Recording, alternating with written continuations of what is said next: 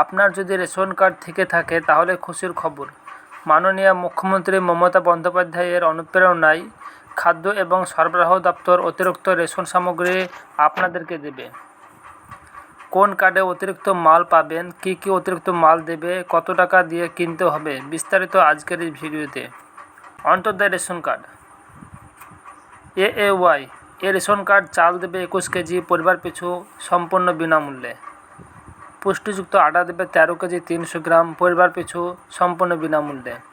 চিনি দেবে 1 কেজি পরিবার পিছু, এটা টাকা দিয়ে কিনতে হবে। অগ্রাধিকার প্রাপ্ত রেশন কার্ড PHH এই রেশন কার্ডে প্রতি কার্ড পিছু 3 কেজি করে চাল দেওয়া হবে। পুষ্টিযুক্ত আটা 1 কেজি 900 গ্রাম প্রতি কার্ডে দেওয়া হবে। বিশেষ অগ্রাধিকার প্রাপ্ত রেশন কার্ড SPHH এই রেশন কার্ডে প্রতি কার্ড পিছু 3 কেজি করে চাল দেওয়া হবে। পুষ্টিযুক্ত আটা 1 কেজি 900 গ্রাম প্রতি কার্ডে দেওয়া হবে। RKSY 1 শুধুমাত্র প্রতি কার্ডের জন্য 5 কেজি চাল দেওয়া হবে। RKSY 2 প্রতি কার্ড অনুযায়ী 2 কেজি করে চাল দেওয়া হবে। এবার আলোচনা করব অতিরিক্ত কোন কার্ডে কী মাল দেবে।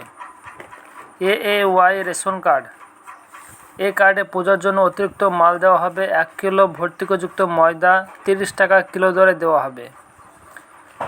দ্বিতীয় নম্বরে 1 কিলো ভর্তিকযুক্ত চিনি 32 টাকা কিলো দরে দেওয়া হবে।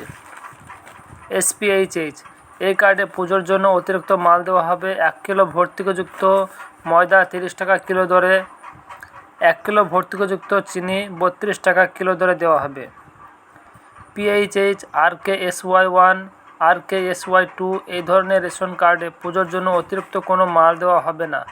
অতিরিক্ত মাল শুধুমাত্র AAY SPHH এই কার্ডে দেওয়া হবে। কত তারিখ পর্যন্ত দেবে?